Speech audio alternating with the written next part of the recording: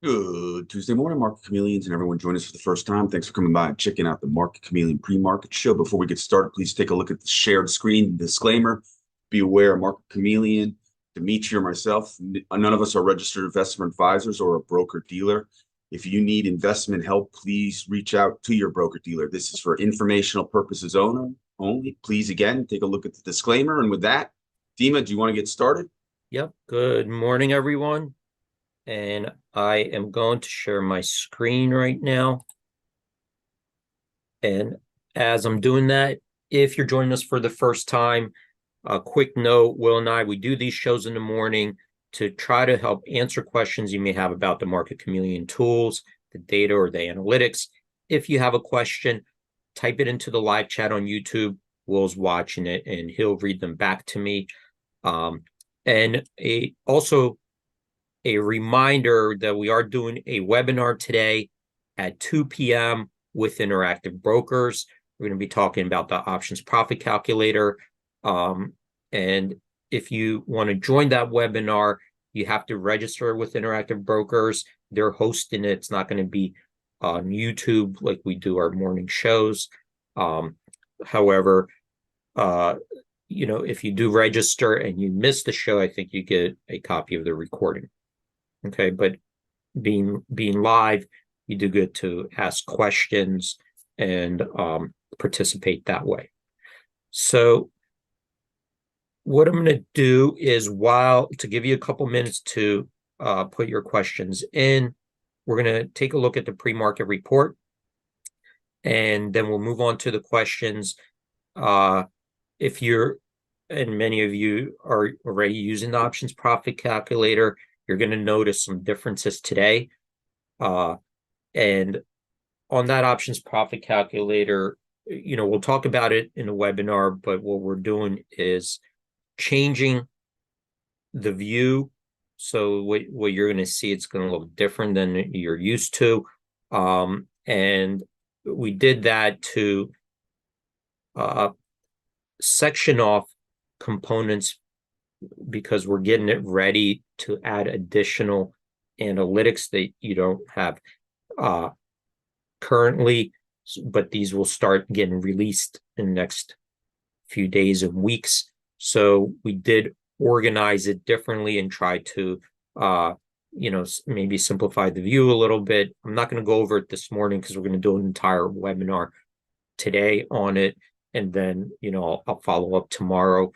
So if you do see it, it's going to look different than you're used to, probably much different than you're used to. But again, we had to do it to simplify it in a way so we could add additional reports and statistics to analyze options. All right, so just a heads up, because I already started getting emails this morning. We published it last night, that it looks different, and since you're not used to, you might not know where to find the same parameters you used to. They're still there, but we moved them around. So let's start out with the pre-market report quickly, Will, and I'll move on to the questions. And the pre-market report, it's looking at the stock trading activity in pre-market hours. Up top, we have a summary view of the pre-market activity, and you have this calendar view.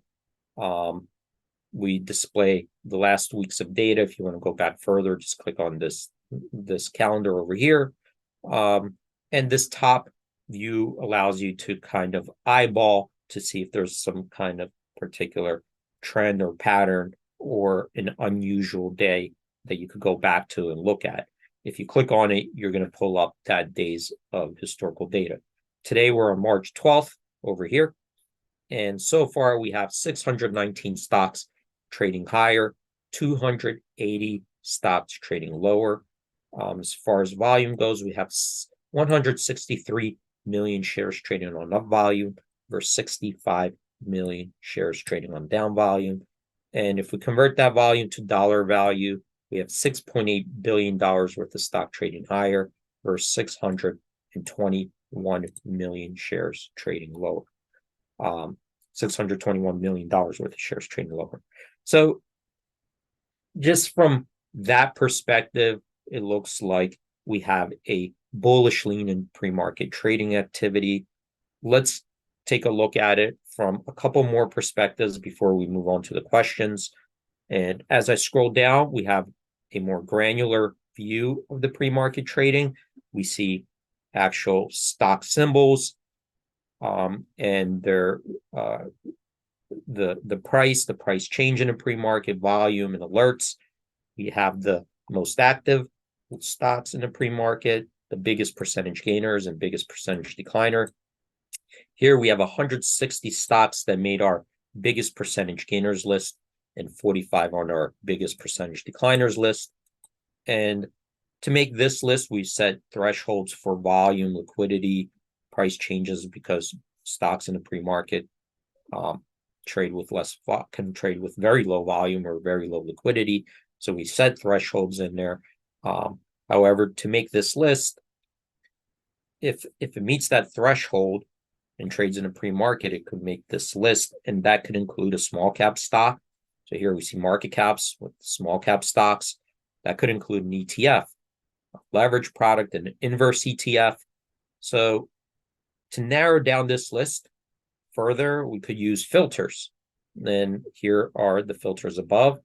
If you have a watch list and you're tracking a certain group of stocks that you like to monitor and track, you could use your watch list and filter this list by those stocks. We're going to use this filter here in ETF in our example. So when I click on it, we get a drop-down menu. These are different ETFs that we could choose from. I'm going to select this top one, SPY, which is the S&P 500 ETF. So let's select that. And when we do that, you could see that the list below now got filtered by stocks that are holdings in the SPY ETF, which are the S&P 500 constituents. And here we have 18 stocks that made our biggest percentage gainers list and 3 on our biggest percentage decliners list.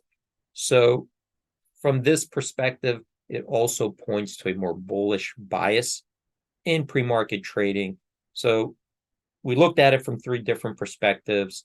All of them indicate the same directional bias, that things so far look, that we are setting up for, a bullish sentiment according to the trading in the pre-market hours. Yeah, so we gave it a couple minutes. I will take questions if you have them. Nothing's popped up. If someone does want to get the old version of the profit calculator, is there anyone on the site to get it, or is it we're going strictly with the newest version and that's the go? The go is going to be with the newest version, because we don't need, I don't want to keep. Don't need to be redundant. Updating, yeah, that you're going to get, 10 different versions. But the newer version, like anything, gets a little, you're not losing things, but you're going to be gaining, deeper insights and analytics. It should be more organized. So you just have to get used to, where the parameters are. That might be the biggest,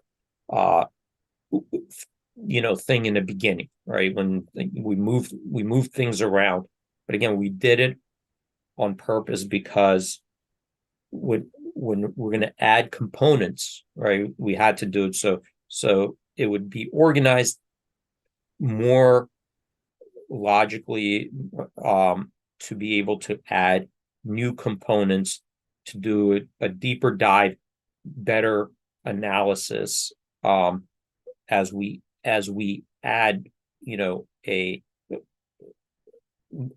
more related data for your analysis. Okay, so we had to do it in a way where we said, okay, if we're going to add these components, how do we, organize it? And I think that after, we and it's going to change, by the way, you're going to see it a little bit changing, because we didn't add all the components. We're just kind of preparing for it.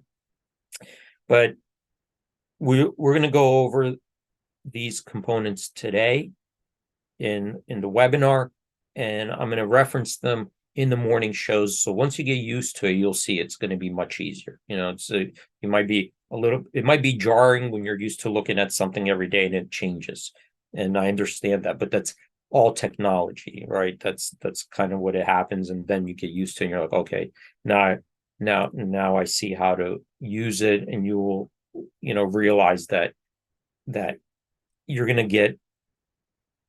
get more, more tools to make better analytical decisions, and they'll be faster, right? So you'll be able to make even quicker analysis than you did before.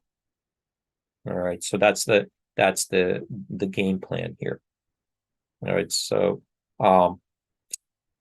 keep that in mind, and I think once we go over it and strategies, and I don't want to do it right now because we're going to do an hour show today, and I will start doing it tomorrow. But and I think we have to do a publish before the show, so you might experience a little bit of sluggishness with the website later, because we need to do another publish just to put some more fixes in there.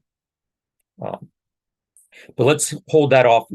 Again, I don't want to do a webinar right now on it and then a webinar again later on the same thing. Let's keep it open for questions, not related to that for now. Will, you're on mute though if you have a question. Oh, sorry, Dio. I was having a little bit of a sneezing attack. Nothing showing up yet. Okay. So one of the things I wanted to mention also, because let me just come to this activity. So one of the things I wanted to mention, and this came from a user, and the benefit of this website right now is that we have many users of the website, right? And a lot of users of the website are very passionate and adamant options traders that traded for years, right? So we have users that have traded 20, 30 years, or 10 years, 5, but very passionate and continuously looking for analytics and looking for different ways to analyze, research options. And a lot of times, I get contacted and to take a look at this type of analytics. Did I hear about this? Did I hear about this model? And it's revealing to me, because you have thousands of eyes out there, analyzing it from different perspectives. And when we have, good analytics and good suggestions, I try to start incorporating into the platform. So I did get some recent suggestions, and one of them, and you guys might want to go and actually see, I don't know the video offhand, but it was looking at implied volatility from a fixed strike instead of a delta based implied volatility. You're looking at a strike based implied volatility analysis. And I'm going to probably start adding some features actually that will track that. And I'm going to go just kind of quickly over it. We don't have that much time, but the idea here is, right now when we look at the implied volatility, right, so these are the different expirations we have. These are all organized by shortest to longest, right? So the 0 DTEs all the way out to the very leaps out here, December 26th with 698 days. And next to we have the implied volatility of the at the monies, right? So now we have these at the money implied volatilities for each expiration. And then how do we compare if the implied volatility increased or decreased, right? Because that's the question. Okay, well, we know the number here, just like a stock, the stock, but how do you know in the day, did it go up or down, right? Well, you need a reference price to compare that to, right? So how do we do it in stock? Well, we look at the previous day's close, and then we look at where it is now, and then we could tell if the stock is going down or up from where previously last traded yesterday. So an implied volatility, how do we look at it from a perspective? Is it, when we look at the money IV, right? Here's the at the money IV. We could see that the at the money IV, from our perspective, the way we measured it is it's up, like here, up 12%, up 7%, up 5% in this particular expiration. And here, the way we're looking at it is we're comparing it. It's called delta based. So we're looking at, well, what was the at the money option yesterday, and what was the implied volatility? We're looking at that. And then we're saying, okay, the stock moved. What is the new at the money, right? The new, let's say, 50 delta option. And what is the implied volatility of it now? And then we take the difference. So that's called, a delta-based comparison, right? We're comparing the, let's say, 50 delta option yesterday to the 50 delta option today. And then we're saying, well, how did the implied volatility change? So that's one way of measuring it, but that's not, with implied volatility string, it's not the only way, because what else could happen is that, well, yesterday the strike was, let's say, 55 because the stock was 55. Today, the stock went to 50, so the new at the money strike is 50. So when we do that, in essence, we're comparing the 55 strike from yesterday to the 50 strike today, and the two different implied vols, right? So we're not comparing a fixed strike or strike-based implied volatility. We're comparing just whatever the delta of that option was. But there's another way to do it, and it's comparing it by fixed strikes. So, while I'm working on the analytics, I'm just going to show you something. Let's take a look at, what this one might not be. Let me look at something like Meta.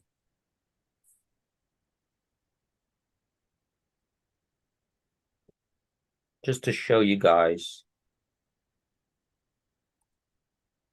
Hold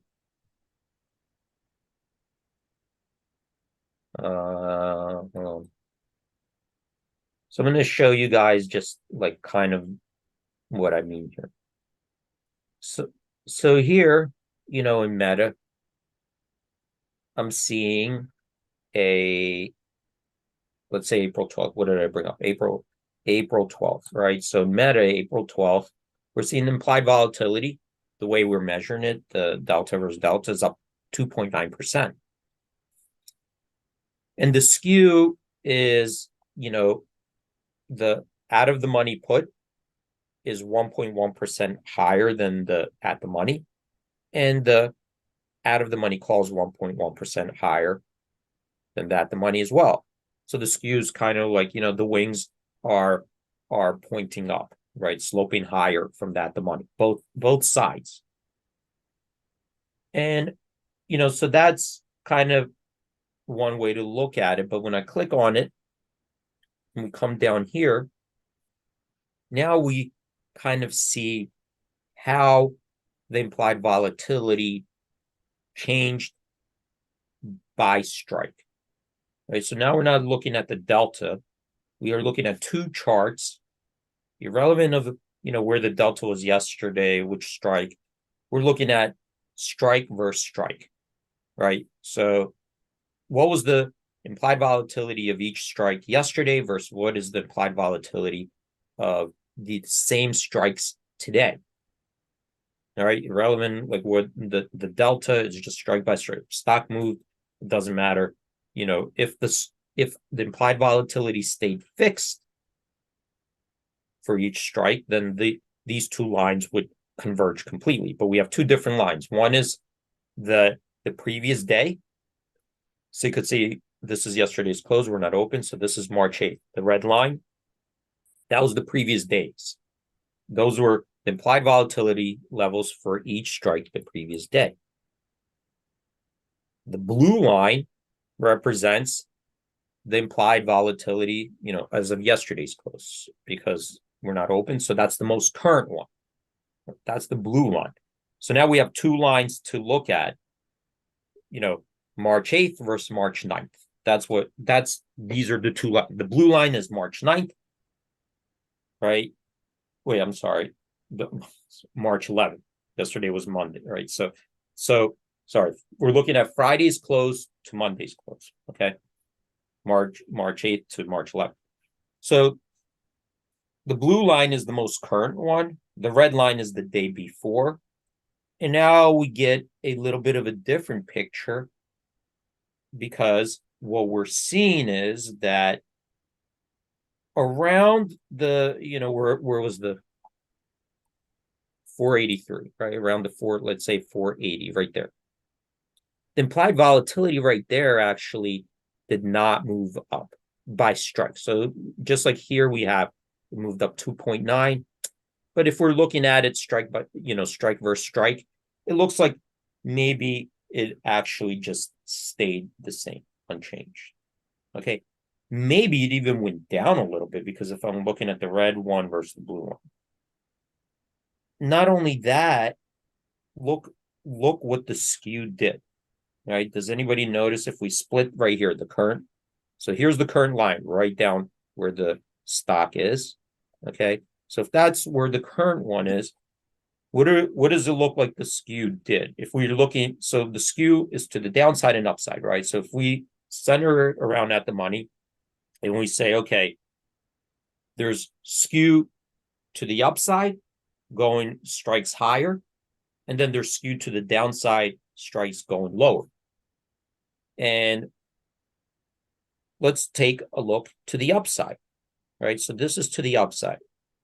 So what it looks like, if you guys can tell, what is the blue line doing? The blue line, which is the most current, is above the red line, which is the previous day, meaning that the implied volatilities in actuality to the upside increased, right?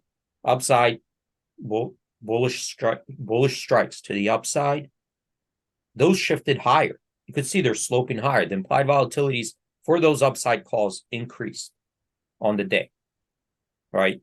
They increased. So higher demand for strikes that are moving higher from that, the money. Okay, you guys see that? Will? Yep. And what happened to the downside? So let's go to the downside. Did they also shift higher? Well, look at the blue line here. The blue line, remember, is the most current. We're comparing it to the red, right? So what we're trying to do is kind of like do this, but by strike. How much did it change? So the blue line actually shifted lower. Implied volatilities went down. If we're comparing strike by strike, the implied volatilities went down to lower strikes, right? What does that suggest? Suggesting that people on the day were more willing to sell puts as the stock dropped. So the stock has dropped 4.4%. But what was the reaction in the market? Well, people here, we're definitely, doesn't look like in aggregate coming for puts, right? On the buy side, because this dropped, right? Implied volatility dropped. So it looks that even as the stock was falling, people were willing to, sell puts, right, to the downside. What does that imply? The market's implying that if it's falling, it feels that after this, either the the drop will slow down. It's not going to accelerate, or we're like nearing, where it's not going to go down much more, right? And at the same time, what are they doing in the calls? They're bidding them higher, right? So the out of the money up strikes calls are getting bid higher, while the downside puts are getting sold, right? They're hitting them. So it's when we compare it, what the point I'm making is, if we're comparing it strike to strike, you're going to get you could get a potentially much different picture than delta to delta, right? Because the delta to delta looks like, well, the implied vol increased, right? It just increased across the board. Look, all of them look like they increased.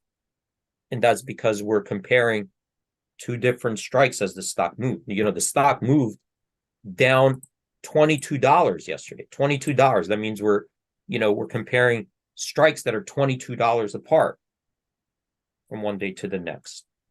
Because we're saying compare the delta based implied vol. But if we compare strike versus strike, actually it's a big difference. It looks like a big difference that implied volatilities may have not even gone up to the downside, or even where we're at. Probably they kind of came in, and especially down to the downside, and now they're ticking up to the upside. The skew shifted. It shifted more favorably towards the upside at this point, right? Now, I mean, it's still sloping, still the skew is sloping higher to the downside than to the upside, right? It looks to the upside, it's sloping much slower than it is to the downside. But we're looking at this the change from one day to the next. Okay. So I would say more flattened, from the previous day. So we're right up at 9:30. I'm going to kind of stop there, but I think that I'm going to keep, we're going to keep with these kind of analytics, and I think I'm going to create tools that will help better spot these types of situations. That's great, D. And I put the link out for today's show or the webinar on IBKR. So you have to click on that link. There was a little side discussion about theta. I'll copy. Mike actually started it. Okay. Maybe that's something we can look at, next week or later this week. But it was an interesting side conversation. Great job, buddy. All right. Thanks, everyone, for joining. Stay safe out there. Have a great trading day. I hope to see you guys later today at 2 p.m. on the webinar. If not, maybe see you guys tomorrow. Now, will we discuss what went on the webinar as well? Yeah, I think I'm going to do a follow-up, especially as we add, new analytics to there. So I think we're going to be talking about it, more as well anyway. But, today it'll be like the initial introduction to that new view of the. Excellent. All right, Dima, great job. Thanks everyone for